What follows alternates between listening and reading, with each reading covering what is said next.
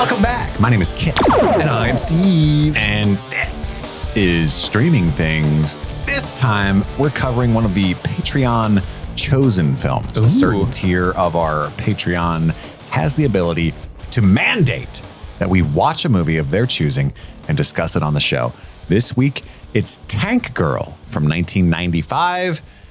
And that's what you're about to hear. That's what's about to be all up in you. Okay? Oh, yeah. Okay. Oh, yeah. Before we get into the meat and potatoes. What's taters? Taters, precious. Before we get into that for Tank Girl, I have a little bit of business up top to talk with you, Kit. We got a package in our P.O. box. You can send us stuff at our P.O. box. Look in the show notes. Mail us stuff. It's fun. We usually do little special YouTube episodes of what's in the box where we open what people have sent us. But we've gotten this package. We got it a couple weeks ago. And it's the only package we've gotten in a couple weeks. And I've been starting to feel bad about not opening this. So we're going to open it now because it is kind of tangentially related. It's a tank. Roll it in. Roll it in. It is a little bit related to our chosen film stuff. So I am going to give it to you to open on the episode right now. Okay. And Give me the box. I will read you the message that was sent Press along the with button it. Still, though. Here we go. What's in the box? Yes. The message they write is, Kit and Steve, I am so sorry we exposed you to the other sister. Oh, no. Please enjoy some free tids and bits. Tidbits. On us for Thanksgiving or whenever you please. Thanks for putting up with our shenanigans. Love the Scramo sisters, from Emily Scarano. I do love fruit snacks, which it appears like these are. So I was looking at these because I open all our packages before we open them in here just to make sure it's okay. These are low sugar. Do you think I'm a little worried? Like, is this going to be like the zero sugar gummy bear things? No, I think they're just falsely advertising that they're healthy when they're just going to be fruit snacks. Hey man, welcome back to candy. Hey. Oh, is she trying to get it? Yeah. What a dick. Well, Emily, first off, never apologize. And to anybody who has ever suggested we listen or watch a movie or review a movie, never apologize for your choice, because even if we don't like the movie, it's always fun to see what you guys like. Oftentimes, I'm being exposed to movies that I've never seen, like I had never seen The Other Sister. Yeah, we had fun with that. It was just part of the fun was shitting on it. Exactly. And now, at the very least, we have fun we can say something on Thanksgiving. What did you do this Thanksgiving? Oh, these are chewy, like they'll stick to your teeth kind of candy. Oh, okay. They look like dots. But they're very good. It tastes like a fruit roll-up. I like it. And it says female founded. Oh, that makes it gross. God damn. Just kidding. I just think it's great that she found a candy called Tidbits for the Tids and Bits from The Other Sister. Oh, it's free from sugar alcohols, which is good. It won't give me a hankering for crack. That's good. Wait. Huh? I did anyway. I'm getting a hankering. Where's my crack? So thank you, Emily. You guys, we love the supporters. We love the fiends. We love the fiends. But another patron member has suggested that we cover Tank Girl. This movie is ordained by Trisha Bueller. Bueller. I reached out to Trisha. This is something I want to start doing because we're gonna start doing these chosen movies like rather quickly, especially when Lost ends. We're gonna be trying to do like a bunch of these a week, Along with a Star Wars. I want to start reaching out to these people before we actually review their movies to figure out, why did you choose this movie? Why this one? What does this movie mean to you? Why do you want us to cover it? So I asked Trisha why she chose Tank Girl. And this is a little bit of a lengthy response, but I want to read it out loud, if that's okay with you. I would love to. Okay. Trisha writes, holy forkin' shirt balls. I'm so excited. Rachel Talele's Tank Girl is something I discovered a few years after it was released in 1995. For a brief period in the mid to late 90s, I worked as a band teacher in a very small town in northern BC. I assume that's British Columbia, Canada. Canada. And despite my best attempts to meet people, I was a liberal fish in a logging town pond and spent a lot of my spare time watching TV. One Sunday afternoon, it was probably snowing like shit outside because this place was snow and dingy for 8 months of the year. Tank Girl was the afternoon movie. And what can I say? The Mummy might be some millennial sexual awakening, but for this Gen Xer, it was Lori Petty in her ripped fishnets and booger. And seriously, Malcolm McDowell, as I get older, that man gets sexier and sexier. Don't even get me started on Ripper Ice-T. Naomi fucking Watts flying planes, you think? Add to that the fact that such significant women in entertainment were involved in its production. Rachel Talalay herself, who started her career in Nightmare on Elm Street movies and later worked on some of my favorite Doctor Who episodes as either writer, director, or both. Catherine Hardwicke and Courtney Love, who I'm not normally a fan of, but this soundtrack she puts together is a bangin'. Totally agree, Trisha. There are so many life lessons that Tank Girl taught me. Aside from the obvious lib rebs always win against an evil corporation empire, Tank Girl taught me that despite the fact that I had no friends, because I couldn't bring myself to completely go with the flow, that is okay to be yourself, whatever that looks like, because eventually you'll find your peeps. Also, despite overwhelming odds, you've got to stand up for what you believe in. It also taught me that Cole Porter never goes out of fashion if you sing it right. I didn't stay in that snowy little hellhole long, but I did eventually meet my husband there, and now I have a job planning arts and craft classes for people. So I like to think that Tank Girl gifted me with the secrets for a happy life. Number 1, reduce, reuse, recycle. Save the motherfucking planet, y'all. Number 2, role play is a survival gift, so is making art. Number 3, jazz is the language of the masses, baby. I'm adding some of these inflections like baby. 4, your soulmate may not arrive looking like you expect. And number 5, fuck AI. So there you have it. My life got flipped, turned upside down by a little movie called Tank Girl, which spoke to me so strongly then that it was the first movie I thought of when the opportunity to share arose. Thanks to all of the pod people, Kit, Steve, Madison, Andy, Erica, Alex, Phil, and Jimmy. All of them. Who the fuck is Jimmy? Sorry this is so long. All y'all are a ray of sunshine in my day and have gotten me through some dark days. I hope you at least get a giggle out of Tank Girl, Trisha. Thank you, Trisha, so much. We did get many giggles. Spoiler alert. Many a giggle. A gaggle of giggles. Do you think Tank Girl is the origin of furries? Oh, I don't think it is, but it's definitely furry friendly. Yeah. You think sure. furries predate the mid-90s? That is a good question. I kind of want to know now. Let me Google. Because she fucked that kangaroo. Oh, they had a $5,000 prosthetic dick for that kangaroo that got cut for the studio. Really? Yeah, they were 100% going to show that kangaroo dick. That's in line with one of my criticisms of this movie, but we'll get to there in a second. Let them fuck. Let them fuck. When did the furry movement start? Oh, we're calling it a movement. Yeah. I'm not Googling that. Oh, you know what? Furry was created in November 1990. Really? Apparently, that's the first thing that came. Wow. That's the first thing that came up. And virtual environments such as mucks also became popular places for the internet to meet and communicate. I don't know what a muck is. I don't want to find out. I assume that's a furry meetup. I don't know. We're just mucking. We're just mucking around. Two furries mucking. The furry subculture, furries from encyclopedia.com says the furry subculture is a well-organized and wide-ranging phenomenon that cohered in the early 80s in the US. So I guess as early as the 80s. Interesting. Interesting. Did you see Doug Jones played one of the Rippers? I did. It made so much sense. Yeah. That's the legend. I was so disappointed when he wasn't one of the main Rippers. But then you realized it was Ice-T and you were like, never mind, this is awesome. I was a cop. That's what he was merged with, reincarnated cop. So let's get into it. Our overall thoughts on Tank Girl, what it was like watching this movie. I think it was both of our first times. 100% my first time. This is a movie for me that I've meant to watch for a long time. I was aware of it growing up as a cult film in the early aughts from the previous decade. Because I hung out with a lot of older people. The girl that I had a super crush on, we learned a lot about pop culture from her older sister and older brother because they were super cool. They taught me about Clerks. I've told this story before, I think. Tons and tons of good music. I hung out with some older kids that showed me graphic, obscure anime movies like Ninja Scroll and even like Akira and stuff. And so they showed me all kinds of cool things. And I was aware that they loved Tank Girl as well, but I never got around to watching it. And then throughout all of my adult life, I just haven't thought to put it on. And so this is my first experience with Tank Girl. How was it?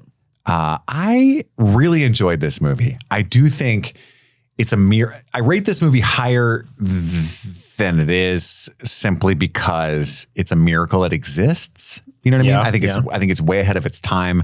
I love that it was written and directed by women. I love the soundtrack. 90s alternative rock is my jam. Yeah, the soundtrack is awesome. I love 90s music, and it's got Portishead and Bush and a bunch of good shit that I actively listen to in my free time. Like that's what I go to. There's a lot of camp in this movie, obviously, right? It's dripping, one might say. And I just get the sense, I've never read the comic, but I get the sense that they held back a lot from what the underground comic likely is. Mm-hmm. And that's why I alluded to when you mentioned the dick on the kangaroo that they had made but didn't use. And I was like, oh, if they had gone full tilt, I would be obsessed with this movie. And I want it to be remade. Mm-hmm. And I hardly ever say that. There's Bloodsport and there's this that I think. Now, Lori Petty will always be the lady from Free Willy to me. So I was like a little, when I saw this movie, you know what I mean? Because I'm like, oh my goodness, Free Willy lady making me feel funny. She was the only non-returning cast member in Free Willy 2 because she was making this movie. Like scheduling wise, you mean? Yeah. That's wild. That's why this movie is why she's not in Free Willy 2. Madison pointed out, no, it's the lady from A League of Their Own. And I'm like, it is fair. That's Lori fair. Petty is in A League of Her Own, yeah. Free Willy predates that for me. Just personally, my head canon. Mm-hmm. I was a huge Free Willy. Dude, Free Willy was one of the first movies I would watch over and over and over as a kid. I fucking loved Free Willy. Love Free Willy. And then at the end of it, you got that, hold me, got the River Jordan. You got that Michael Jackson song coming up. I actually watched Free Willy 2 and 3 a bunch too. I'm pretty sure it has multiple sequels. Yeah, it does. Isn't it Michael Madsen and Lori Petty? I'm almost positive. Oh gosh, it's been so long since I've seen those. Dude, I think it's fucking Michael Madsen. I'm pretty sure. I mean, that helps the kid free the I don't whale. know if that's true, but I want it to be true. Mm-hmm. I'm looking it up right now. Michael Madsen is Glenn. Yep. Yes. That's so. Then later in life, I'm watching Reservoir Dogs. Like, what is going on? It's the Free Willy guy. What the fuck? It's Glenn. So anyway, watching Tank Girl. Obviously, this movie's a little rough, right? Mm-hmm. It's fucking great though, especially when it gets to like the Ice-T and the Jack Kerouac kangaroo and shit. I'm like, what is going on? This is awesome. But I love a good sci-fi show that fights fascism, and I love Naomi Watts, which I think you said was her first movie ever. Yeah, this was like her first major movie. Doesn't she do the movie with Sean Penn pretty soon after this, I think? So Mulholland Drive was 99. That was probably her star-making movie. Yeah, Tank Girl was not her first movie. Well, I was saying it was her first like big budget starring movie. role. Yeah. Flirting was her first feature film, 1991. Never even heard of it. And then she was in a bunch of stuff I've never heard of. I'm not going to lie to you guys. The Custodian, and then Tank Girl. Then a bunch of stuff I've never heard of. Children of the Corn, The Gathering from 1996. Interesting. I don't know of anything after Tank Girl until Babe Pig in the City. Not gonna lie. Hunt for the Unicorn Killer, a TV movie. Then Mulholland Drive. Yeah, that was her big one. And then King Kong. No, then The Ring remake. Then King Kong. Which was fire. Then King Kong. Ooh, Ned Kelly. That's a good one. 21 Grams is the movie I was trying to think of.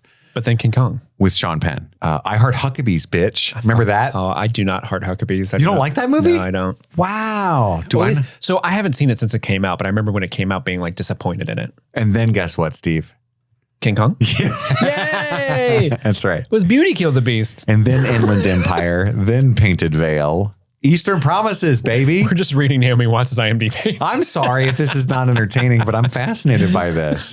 The Funny Games remake. Nice. I fuck with Naomi Watts.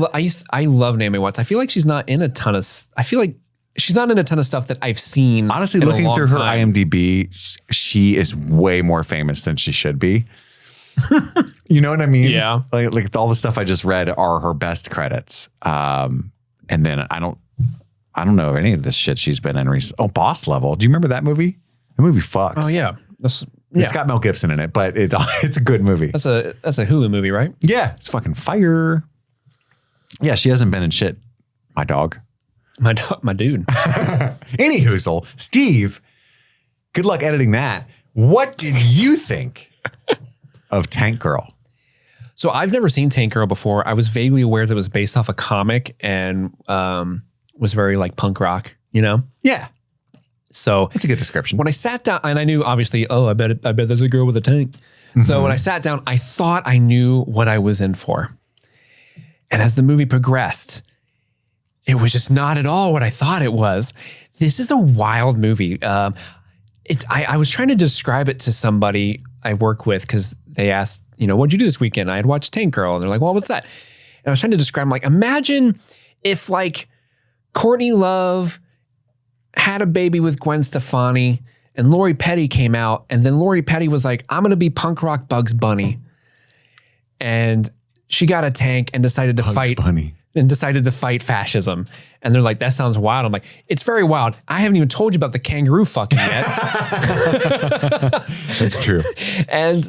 But I mean, this is a rough fucking movie in terms of you can tell that making this was very difficult to do. Not because there's no talent or anything. It's because you can see the people the artists who wrote the comic book and the director that wanted to make the comic book into a movie. You can almost see them physically fighting with the studio on screen constantly. It just reeks like that. Like there are whole ass scenes that aren't filmed in this movie, and they try to cover it up by inserting animated transitions between scenes. Like we didn't actually film this, so we got an animator to try to animate something. You think that's what it was? That's actually that is what it was. Interesting. I was doing research and it kind of worked well as like a homage thing though. Like here's for the fans of the book comics kind of thing. Oh, for sure. Like an Ang Lee's Hulk kind of vibe, Yeah, with what the hand that they were dealt, I think they did everything they possibly could to make it work, and I think they deserve that credit. But I was looking at interviews with the original comic book writers, and they were like, yeah, that sucked. They didn't do whole ass scenes. It was terrible. Rachel Talalay was like, I felt so bad because I have such a great rapport with the original comic book writers, and I was trying to fight for their vision to go along with my vision, but at every turn, the studio was just like slapping us down. Like, no, you can't have the kangaroo prosthetic dick. Stuff like that. Dang. And you can just see that they're trying to build something out of something that is incomplete. And of course, when this movie started, and it's like there's a comet. There's a whole comet side story that is completely like given up on. I feel like it hasn't rained in 11 years. Well, it's never going to rain again. Subgirl shows up. Subgirl played by Ann Cusack. She had a much larger role in the movie, but they didn't shoot any of her scenes because they weren't allowed to. So she's just basically a glorified cameo in the middle where she's like, oh, you're looking for the girl? She went that way. That's basically what that character is reduced to. And so it's very painful. But at the same time, even though this movie's kind of like functionally a mess, very weird, very wild, there is an undeniable charm to it that is just, like I said, undeniable. Like the Lori Petty is so good in this movie. She's magnetic every time she's on screen. It's just, she's really, really fun to watch. Malcolm McDowell, of course, he's the villain of this post-apocalyptic weird fucking movie because you just say, hey, Malcolm, you want to do a weird thing? Will you pay me money? Yeah. I'm a British person. And he's hamming it up. James Hong shows up out of fucking nowhere and...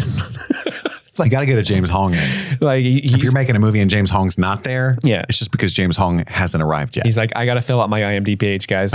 I got a reputation uphold. And then Ice-T shows up as a fucking... This is pre-Law and Order Ice-T. As a kangaroo man. Or whatever. I think it's Law and Order.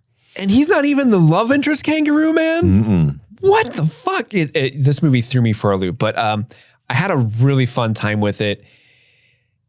I think I gave it like 2 stars on LBXD, but I I still enjoyed my time with it. I don't know if I would like ever be like, watch this movie. It's so good. I don't think it is so good, but it is enjoyable for me. It's a time capsule movie. And really again, is. if I had seen this in high school when I was coloring my fingernails with Sharpie and watching glorified anime porn with my friends, Ninja Scroll's fucking wild, dude. I would have been obsessed with this because this was my music. You know what I mean? I listened to Mudhoney and Nirvana and Alice in Chains and Bikini Kill and constantly. And I was just, grunge to the max, and I would have died for this movie. What was with it with the 90s specifically where they were like, we need some lovable animal characters who fight shit? You mean like Ninja Turtles? Well, specifically kangaroos, because this movie comes out, the Rippers look like kangaroos. Warriors of Virtue? Is this where you're going with this? Fucking Warriors of Virtue comes out in 1997. I was obsessed with Warriors of Virtue, Steve. I watched that movie so many times. I had all the action figures. If you don't know what Warriors of Virtue is, it's just Teenage Mutant Ninja Turtles, but they're kangaroos. It's a masterpiece, is what it is. Yeah. But young boy meets 5 noble, wise, and loyal kung fu kangaroos. Yeah, that's it. That's the plot. What was it about the 90s that were like, we want kung fu fighting animals? They gotta be kangaroos. And then when did Kangaroo Jack come out? I feel like that was like a 2002 Yeah, they situation. were still riding that kangaroo high. Yeah. Everyone loves kangaroos heavy. You down with the Roo? I do think this was all Teenage Mutant Ninja Turtles adjacent stuff, though. Because that originated as an underground adult comic as well. Few people know. Few know. Only smart people. Real ones. Really cool ones. Real ones. Yeah. I knew. And Tank Girl, the original comic of Tank Girl is what, the late 80s? I'm not very familiar, up front. I've never read the comic. Kangaroo Jack was 2003. You're totally correct. Boom. Anywhoozle. So yeah, I would have loved this. I would have loved this so much. Alas, I just saw it for the first time in 2024. And it's got a different vibe than you expect in 2024. But let's dive in. Those are our thoughts. You got any more cool trivias? Any more dicks or anything they made and didn't use? I mean, I can look some more up. Just Google dicks. Do you know who did the makeup work for the kangaroos, the Rippers? For the dicks? Those two? Well, she mentioned it, Tricia mentioned it in her introduction, but I did take note that Catherine Hardwicke was a production designer on this movie. A legendary director of Twilight, which I thought that was really cool too. So there's a lot of girl power fueling this. But no, who did the makeup? Stan Winston. Winston. The man, Stan Winston. Who's Stan Winston? He did fucking everything, like Jurassic Park and all that shit. Oh, really? Yeah. I mean, honestly, it looks good for what you'd expect from this movie. It's great. The kangaroo makeup is fucking fantastic, which I did take note of. Holy shit. Yeah, Stan Winston was the makeup dude. He did the Terminator movies and all that stuff. Oh, that's the man. That's the guy. They asked Stan Winston, fully expecting him to be like, no. He's like, yes, please. But can I make a dick? But apparently, Stan Winston actually cut his normal take for his studio to work on a movie, cut it in over by half because they just really wanted to sort of experiment with some stuff they were thinking of, and they thought this movie was the perfect way to experiment with the prosthetics that they were coming up with. So yes, passionate about the ruse. They love the ruse so much. They were like, you don't even have to pay me. I'll fucking do it. Yeah. Call me a ripper. It's a ripping and a tearing. Call me Jack. A ripping and a tearing. So Tank Girl, 1995, it takes place in 2033. It's post-apocalyptic. I believe a meteor hit the Earth. So it's one of the only ones that's not like a war, right? Just some shit went down. And that's where we start off, kind of Mad Max-esque waterless landscape. I do want to mention, so we get that sort of musical interlude where they're showing animated frames of the comic, I assume. In my notes, I wrote, oh, this is a sweet Girl You Want cover. Because Girl You Want is a Devo song. I don't know if you're familiar with that song. But I thought, man, this is a sweet ass cover. So I'm looking into it. And this song isn't a cover. It's a weird story. B-side and rarity of Devo? It's Devo doing Girl You Want, trying to emulate the cover of the Soundgarden cover of Girl You Want because they wanted the Soundgarden version. They were asking for too much money to use it, so they asked Devo to just re-record the song as if they were Soundgarden would have Soundgarden. been better because Soundgarden's the vibe, right? Yeah. Yeah. And so, and then Devo was like, okay. And like Mark Mothersbaugh, like, all right, I don't care. And so, yeah, they did their own cover as done by a different band, which Wild. is fucking wild that's less expensive than Soundgarden just saying, yeah, use our cover. I can see how Devo would be cheaper than Soundgarden in 95 though. But isn't it weird that it's cheaper for them to like create a song rather than just them going, Chris Cornell was being a dick, I guess. Yeah, sure. He probably didn't like Courtney Love very much, who was in charge, right? True. I wasn't a big Hole fan, were you? I'm not a huge Hole fan, but I'm a huge fan of two Hole songs. I like Make Me Over. Ba-na, ba-na, ba-na. I like that one. What's the I'm other, all I wanna be. What's the other song? Violet. Violet's the one that I fucking love. Have you ever heard Violet? I don't think so. Oh, we're going to play it after this. You know, as a Kurt Cobain head, you typically weren't a huge fan of Courtney Love. Yeah. A lot of people even think she murdered him Yes. when I was a kid. So And a lot of people also say that Hole's best songs were written by Kurt Cobain. never heard that. Yeah. Oh, like a Shakespeare situation? Kind of. I don't know how true that is, but I've seen people say that shit.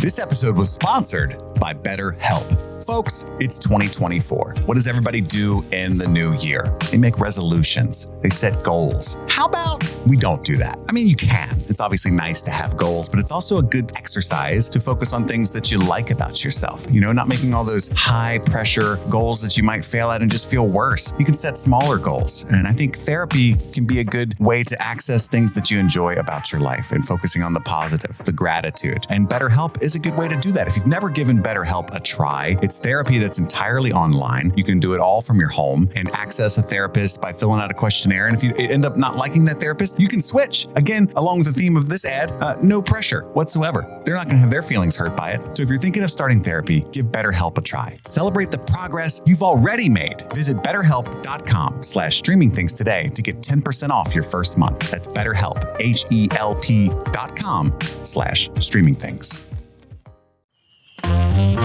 Happy New Year, everybody. New year, new chances to be thankful for everyone around us. And we are so thankful for every single one of our Patreon members. But now it is time to give a special shout out to our super patrons for the month of January. So thank you so much to Sebastian Generale, Sean Callahan, Stanton Valentino, Bryce Coppin, Susie Callahan, Anthony Corona, Infamous, Sunshine, Huckleberry Cauliflower, Mike from New Hampshire, Brett X, Emily Scarano, Lil Tickler, Svento7, Jay Scramo, Haley Anderson, AK Ashley Ray, Adam Busby, Wendy O'Laughlin, Jason Hawkins, Big Butthorn, Conrad, Kaylee Sampson, Rabbit Dog in a Barbie Car, Charlie Friday, Alexis Adler, Peaches, Emmy, Haley B, Joe Velez, Michelle, John Collins, Amber McVeigh, Amanda King, Trisha Bueller, Sun-Loving Mortal, Suzanne Rode,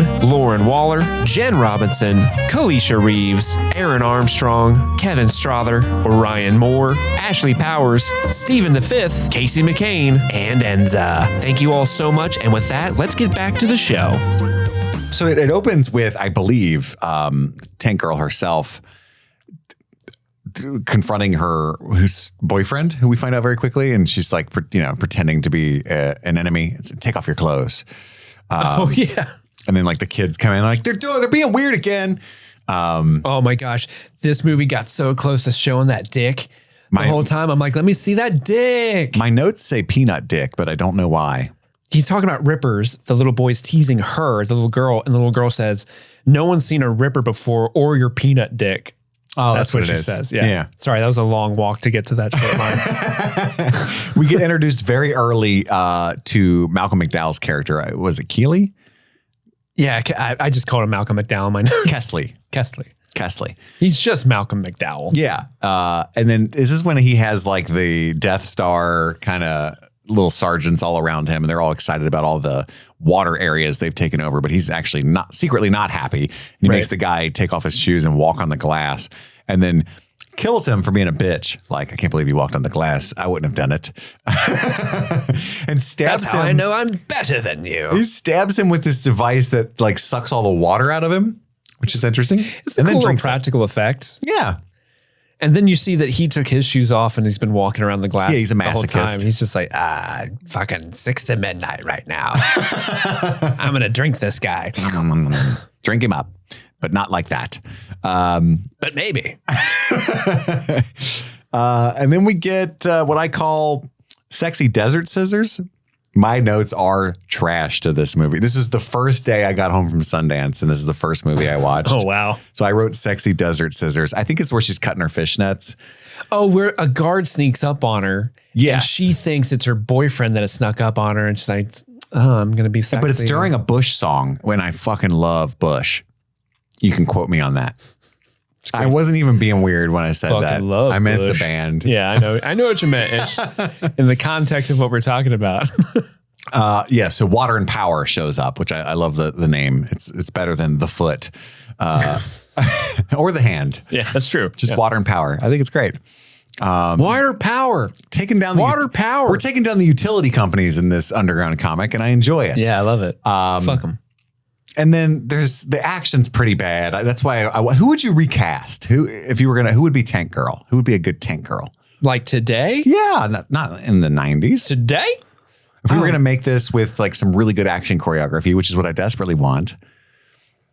Oh gosh, I don't know.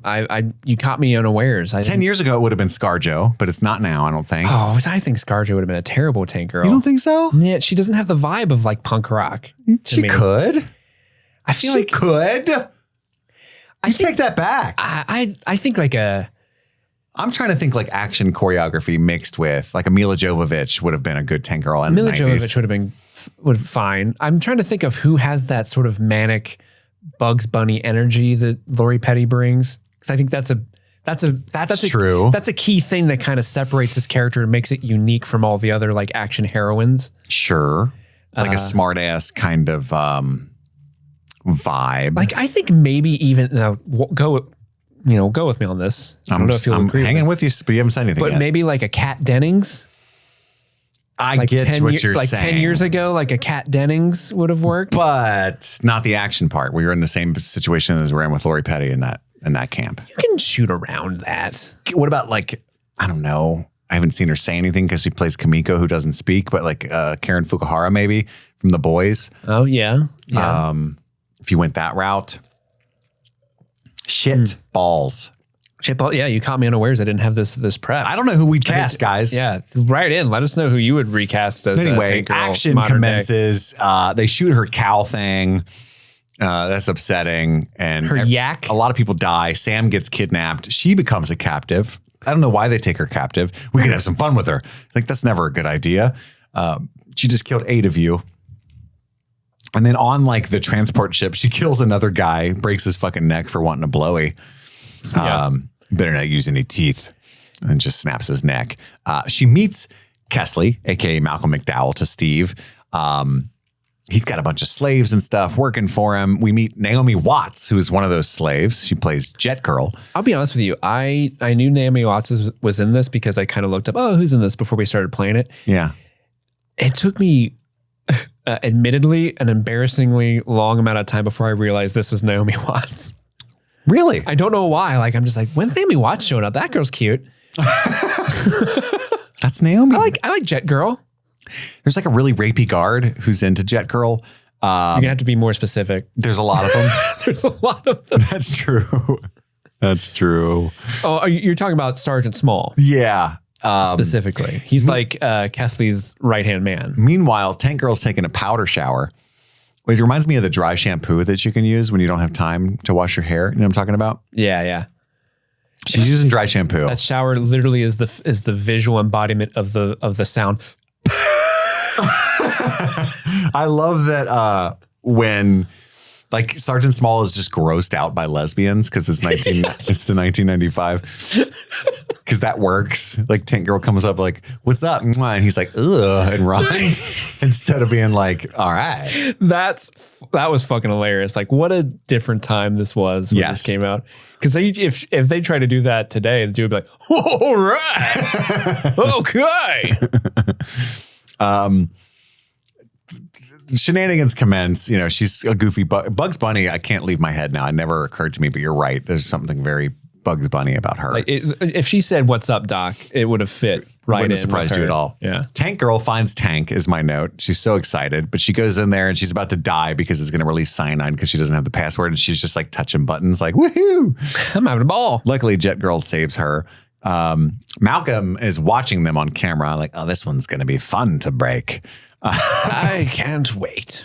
I wrote Rapey takes her flying privileges. I assume that's Sergeant Small. Yeah. My notes are nonsensical, guys. I apologize. Cure scene with Naomi. Were they playing the Cure song or is there a cure? I don't have that note. I don't know. What does your note say?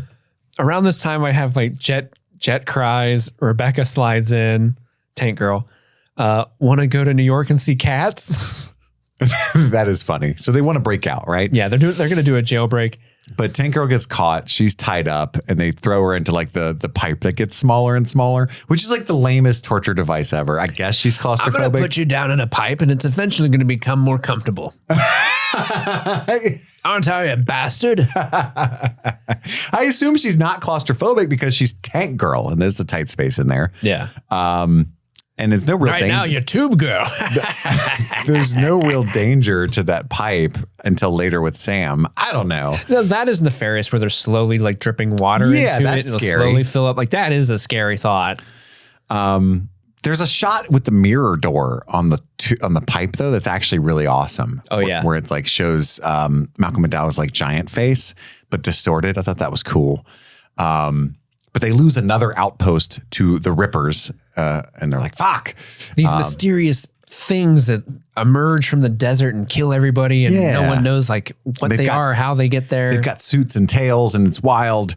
They want Tank Girl to find them. They're going to use her as bait because they live underground and they like get sucked through holes and stuff. So they're like, just walk around and we'll see what happens. They put a tracker on her, and she begins to do that, but the Rippers bust out and start murdering everybody.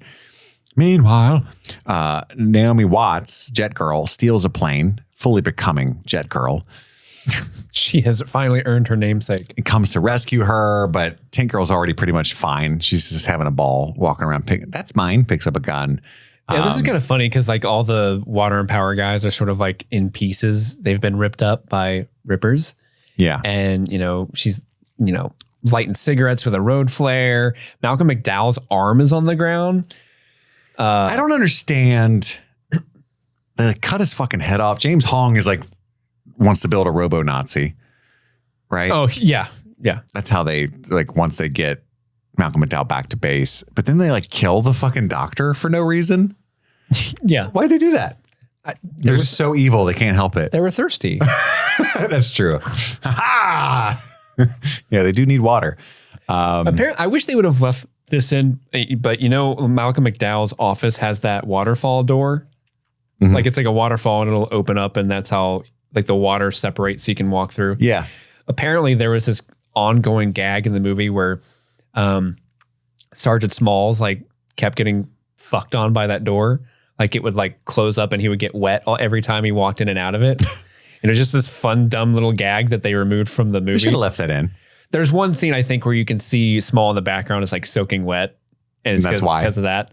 But I wish they would have let that in. That's fun. Yeah, that's funny. Meanwhile, Tank Girl and Jet Girl they're looking for Sam, right? Yeah. And like fixing up their vehicles. This is when she like pimps out the tank and makes it all cool looking and the jet. I love the tank. It's so fun. Yeah, it's so punk rock. This is when they meet Sub Girl and it got completely cut, right? Yeah. She's just a glorified cameo at this point. Yeah. Is it really is it one of the Cusacks? Is that what you said? Well, the actress is named Ann Cusack. Is it related to Joan? Let me look real quick. And John? Joan and John? Probably not. There's no J. Ann Cusack. Here we go. So Ann Cusack, she's also in A League of Their Own. Oh. She's also in Grosse Point Blank. It has to be. That's John Cusack. Stigmata. Grosse Point Blank's a John Cusack movie. According to IMDb, they don't say that in her bio, but that doesn't necessarily mean she's not.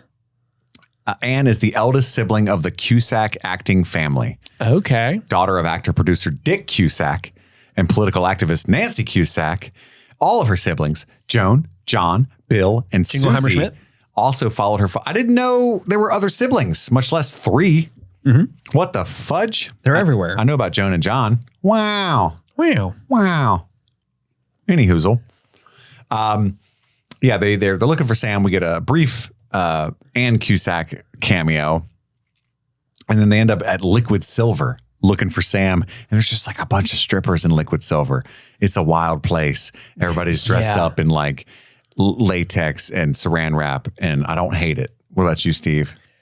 I actually love the scene, this whole sequence of even the Cole Porter part. I fucking love the Cole Porter part. Honestly, I thought that was so fun. I don't know how I feel about the Iggy Pop. Yeah, the Iggy Pop pedophile guy. Yeah, that's wild.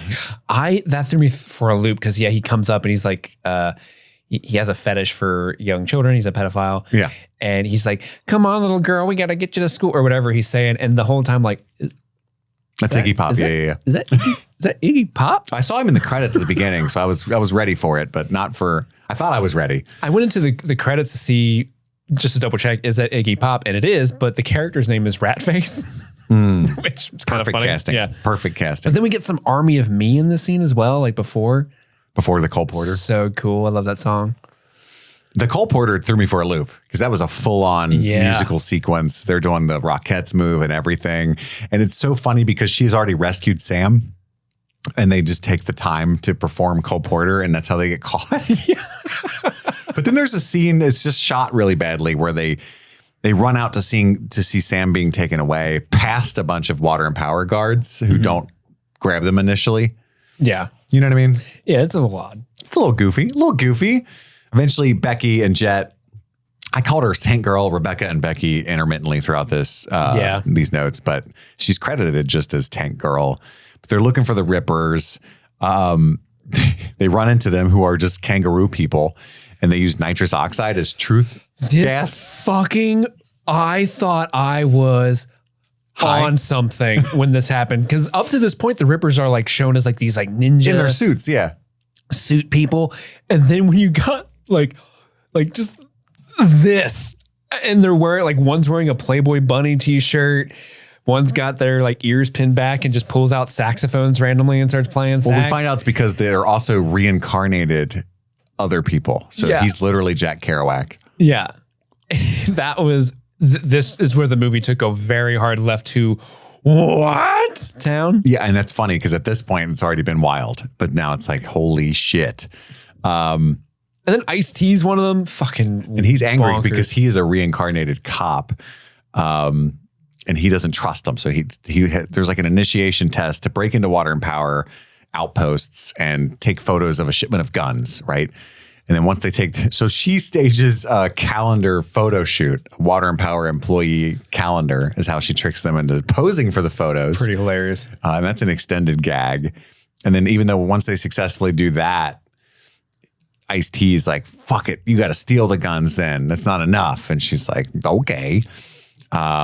And then we finally get full Tank Girl. She's in the tanking stuff. Yeah. Driving, shooting, doing cool shit. That shot of her like surfing on the turret of the tank as it drives up to the van or truck or whatever. That's such a cool visual. I really love that. There's so many different scenes of her riding that tank. It's an extended guide. You know what I'm saying? Like she's like in this seat, then that seat, then shooting that gun, then inside, and she's just raising all kinds of hell. Yeah. And oftentimes she's doing anything but actively the mission. She's just like, she's like cooking some steaks up while they're driving and stuff. Yeah. It's great. And apparently the comic is really non-linear and crazy as shit. So that was kind of what made it partially difficult to adapt. And by the way, Sam was Tank Girl's original boyfriend's daughter. Did you catch that? Not at all. Yeah, that's something I didn't really pick up on. I just thought that was a precocious child. It's revealed in the making of book, apparently. Huh. But it's her quest to save her that the whole movie's about. But that's because that's her boyfriend's daughter. So she's kind of a stepmom. Interesting. Yeah. I didn't know Subgirl was like a whole thing in addition to Jet and Tank that we lost out on. That's a bummer. We were robbed. Yeah, so Booga is immediately enamored with Tank Girl. Subgirl has a sub that is piloted through the sand like a dune worm. Oh. Yeah. It's pretty cool. Oh. Well, Any hoozle, they steal the guns. There's an extended action sequence where she's like driving the truck, and then it's really cool because it's going to come off the cliff, and she has to like unhitch I forget what it's called, but the part of a semi truck that holds all the shit, the cargo area, and rides that to the end, and then Booga jumps up to save her, but she's already cool. She was fine. She was dangling. Real quick, I did have to mention that when we're learning about who these little Ripper guys are, there's one dude, and they're talking about their past lives. Ted Smith, who used to be an assistant manager of a cheap auto parts company in Cincinnati. I was like, woo, Cincinnati. Woo, Cincinnati. Yay, the pervy ones from here. Yeah, like the like lamest character as well. Yep. We also find out that the Rippers don't use guns even. They just because want water and power to not have them. Tommy Prophet taught them not to. That's right, baby. Which is ever in the beginning of the movie where we're told that the Rippers are led by this person named Tommy Prophet. But who is Tommy Prophet? We don't know. Doesn't matter. It doesn't matter. It's just part of the lore. Might as well name him Tommy McGuffin. We love a lore dump. I love lore. Way better than Data. Yeah, then they have a slick dance party, right? Then they plan to sneak into W&P. The Prophet taught us to fight without the corruption of guns. Yeah, it's anti-technology type shit, man. It's more of that revolution we're talking about, babe. And this is when they try to drown Sam in the skinny pipe. Skinny pipe? Skinny pipe. The devastating skinny pipe, which is not devastating until you fill it with water. Then it's kind of scary. Did you skip over the implied sex with the kangaroo scene?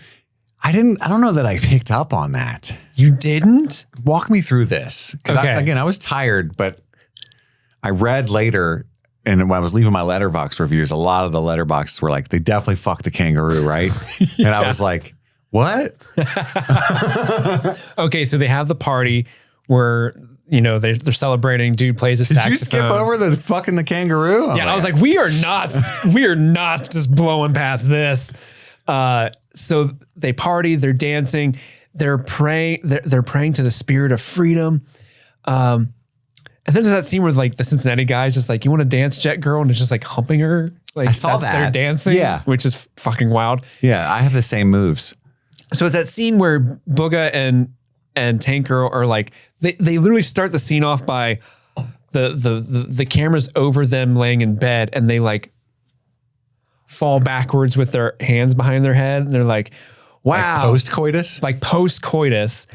And he's telling her about how Tommy Prophet had a dream of a ton of water showing up. It's that scene.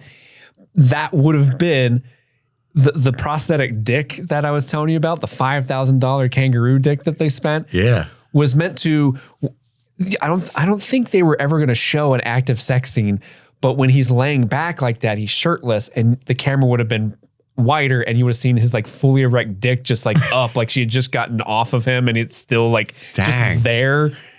So yeah, she definitely had sex with that kangaroo, and in the comic book, Booga is her boyfriend. Yeah, so they fucking. Booga the boyfriend. Booga the boyfriend, yeah. They could have went full, what was that show with Cara Delevingne and Orlando Bloom? Carnival? Not Carnival. Something. Carnival Row? Carnival Row. Yeah. Did you watch it? Yeah, I've seen the first season. Remember she fucks the, what's it called? Not a Minotaur, but the other one. Not a centaur. Centaur? No. Satyr? A satyr. Yeah. Yeah. Mm-hmm. It's just like the hooves, and he's like, rah, rah. Yep. Yeah, but they filmed that, and the studio was like, we can't have bestiality in our movie. No. Cowards, I say. Put it back. Put it back. Anyway. Shape of Water, really safe cinema. My notes are really like yada, yada, yada at this point. Take the lead, Stevie boy. Oh. Steve. Well, Malcolm McDowell can hear everything that they're planning because he has made Tank Girl, essentially, we find out, he has made her like a walking microphone. I've got microphones all over you. All over you. Inside, around. It's great. I heard the whole kangaroo sex thing. It was wild. I have a holographic head. That was a great night. For you and me.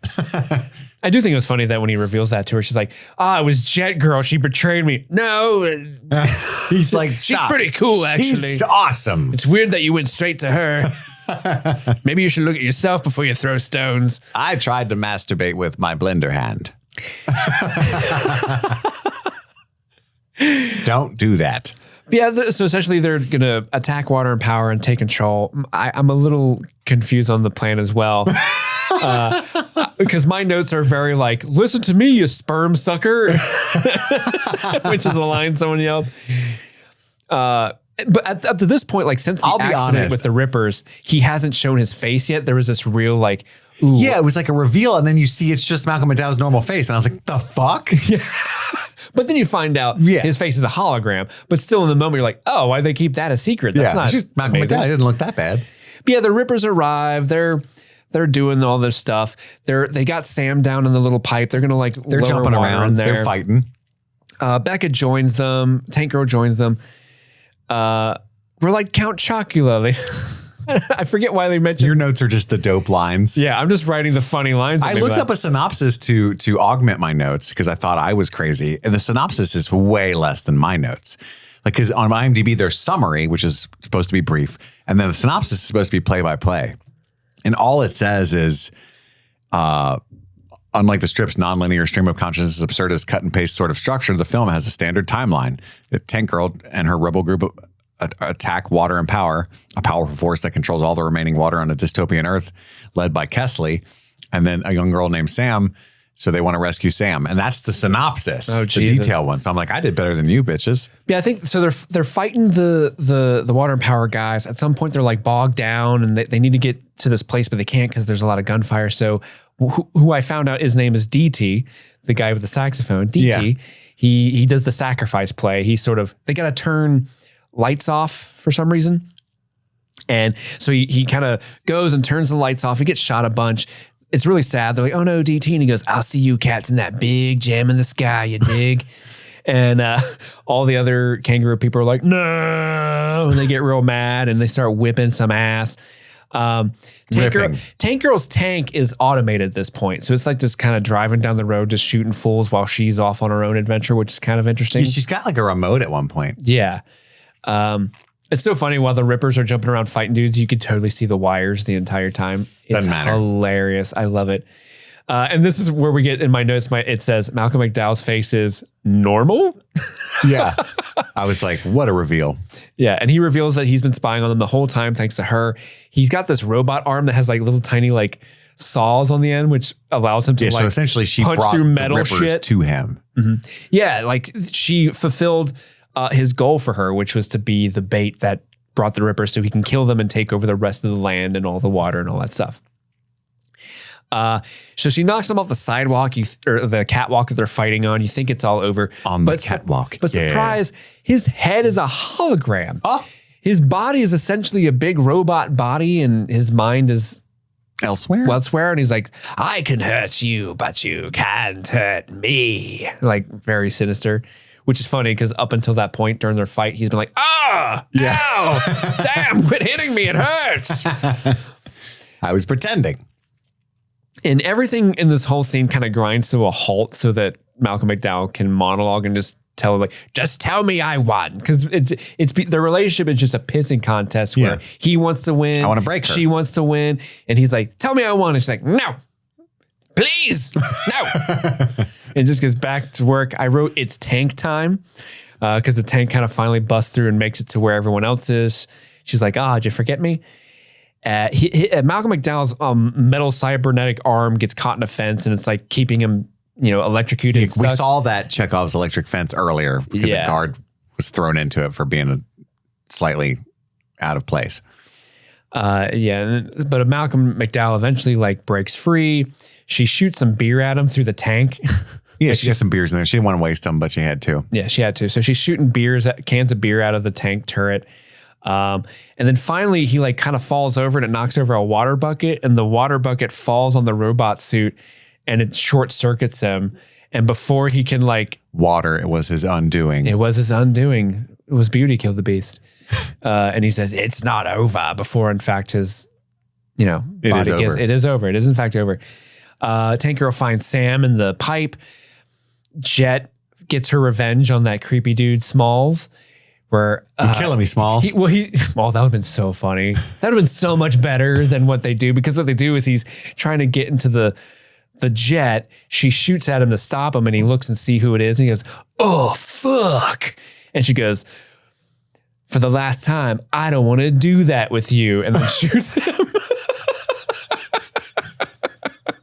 It's pretty funny. Yeah. My notes have Booga controls the army guys now because now they're just kind of following his orders for some reason. I'll hurt you. I'm a giant kangaroo. Do what I say. That's fair. All right, fair. I They're don't used want to taking orders. I don't want to fight you. I saw your $5,000 huge cock, and I want none of that. Respect. Booga and Tank Girl kiss, and then they unleash the water, and that starts like a whole It's like the end of Fury Road. animated scene where it's like, we didn't actually film the end of the movie, but this is what happened. And I wrote, that's it. It's over. Damn. Ha ha ha ha ha ha ha. That's sad that that's what they were doing. I thought they were being really avant-garde with the animated scenes, but that makes way more sense. Yeah. It just, That they only shot half the movie and then had to animate it to make any kind of sense. but again, like we said at the top, like the fact that they use the animation There's probably well. some wild Rule 34 Tank Girl stuff. Enhance. Enhance. So thank you so much, Trisha, for finally forcing me to reach cult classic king status by watching Tank Cult Girl. classic king. Look at you. Yeah, triple C's. Yeah, Not to baby. be confused with Corseed and cough drops. It's better than triple K's. Oh, yeah, for many reasons. And also thank you, Trisha, because now I've been literally listening to the Tank Girl soundtrack on repeat ever since I watched this movie. I'm about to rock some Bush all the way home. I'm about to be burning some bush. No, nah, fam. But thank you so much for making us watch Tank Girl and for the lovely fruit snacks. Yeah, thank you, I'm Emma. munching on those the whole time. That's all the time we have for right now. Tune in next week. We're going to be talking about Lost's episode 21 and 22. 21 and 22, yeah. That's right. Well, Friday is episode 20, but then 21 and 22. But also we're watching Newsies for Wednesday. And that's what's on the docket for next week. A lot of fun stuff. We've got to go return some videotapes. My name is Kit. And I'm Steve. This was the 5th episode we recorded today. We're sorry. You can probably tell. And this was Streaming Things. Love you. Happy streaming.